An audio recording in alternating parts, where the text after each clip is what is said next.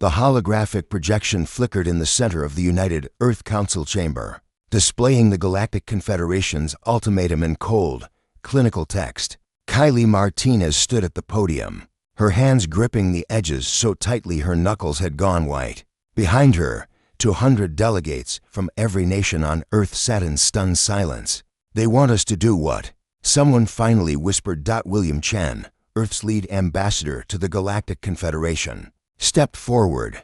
His face was carved from granite, emotions locked behind years of diplomatic training. But Kylie knew him well enough to see the fury burning in his dark eyes. "The Confederation has issued Directive 7 Alpha," William said, his voice steady despite the tremor Kylie detected beneath. "They're mandating that all member species eliminate what they term genetic inefficiencies.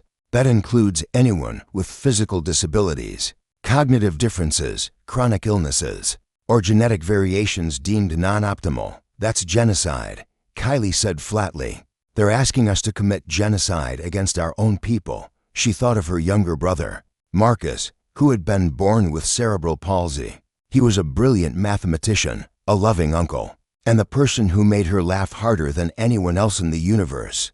"The Confederation would classify him as inefficient." William nodded. "The Confederation believes this is compassionate.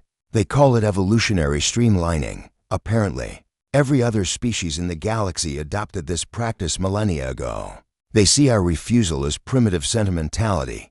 "How many?" asked Ambassador Okonkwo from the Nigerian delegation. "How many humans with this directive effect?" Kylie pulled up the data on her tablet.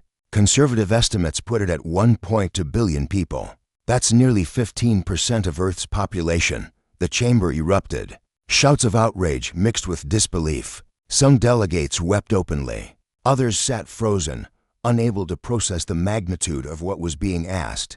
William raised his hand for silence. "The Confederation has given us 30 Earth days to comply. If we refuse, they've threatened to revoke our membership and cut off all trade, technology sharing, and protection." "Protection from what?" Kylie challenged. "They've been in our system for 50 years.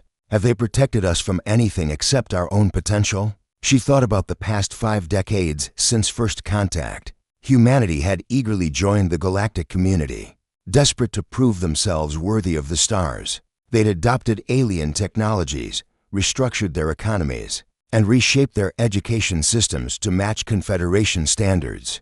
Earth had transformed itself to fit into a universe that had existed for millions of years, before humans even discovered fire. And now this, William caught her eye and gave a slight nod. They'd discussed this privately, away from recording devices and surveillance. Now it was time to make it public. "There's another option," William said carefully. "We could reject the Confederation entirely, withdraw our membership, return to independence. They'll blockade our system," warned Ambassador Petrov. "We rely on their antimatter reactors, their medical nanites, their faster-than-light communications. We relied on candles before electricity," Kylie countered. "We relied on horses before engines. Humanity has never needed permission to innovate." She activated a secondary projection, showing research data that few outside Earth's scientific community knew existed. For the past 15 years, a classified project has been reverse engineering Confederation technology. "We're not starting from scratch. We understand the principles. We just need time to implement them ourselves," William continued. "The Confederation has made us dependent, but not irreversibly so. Their technology isn't magic, it's just science we hadn't discovered yet. We can learn, we can build, we can survive. At what cost?" Ambassador Zhang asked quietly. "Our people have grown accustomed to Confederation medicine. We've extended human lifespan by 40 years using their technology. Infant mortality is nearly zero. Are we willing to sacrifice that?" Kylie thought of Marcus again, who'd benefited tremendously from alien medical technology that had given him mobility and independence he never would have had with Earth-born science alone. "The Confederation's medicine saved my brother's life," she said softly.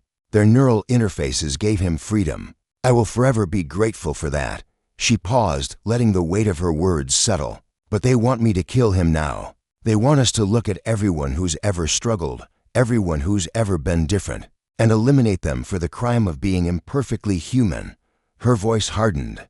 "I would rather watch humanity struggle in the dark for another 1,000 years than murder 15% of our population for the convenience of fitting into someone else's idea of efficiency." The chamber fell silent again, but this time the silence was different, contemplative, resolute. William called for a vote.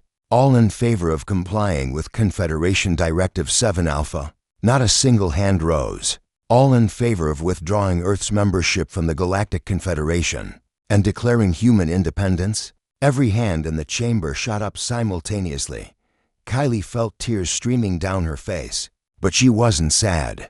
She felt something she hadn't experienced since before first contact: pure, defiant hope. William transmitted Earth's response to the Confederation that same day. The message was simple: humanity chooses humanity. We're going our own way. 3 weeks later, the last Confederation vessel departed Earth's solar system. They took their technology, their trade networks, and their promises of protection. They left humanity alone in the dark, but humans had been alone in the dark before. They'd climbed out of caves, crossed oceans in wooden boats, and split atoms. They'd always found the light eventually. Kylie stood with William on the observation deck of the International Space Station, watching the alien ships vanish into the stars. Somewhere below, on Earth's surface, Marcus was probably working on equations that might someday revolutionize human physics.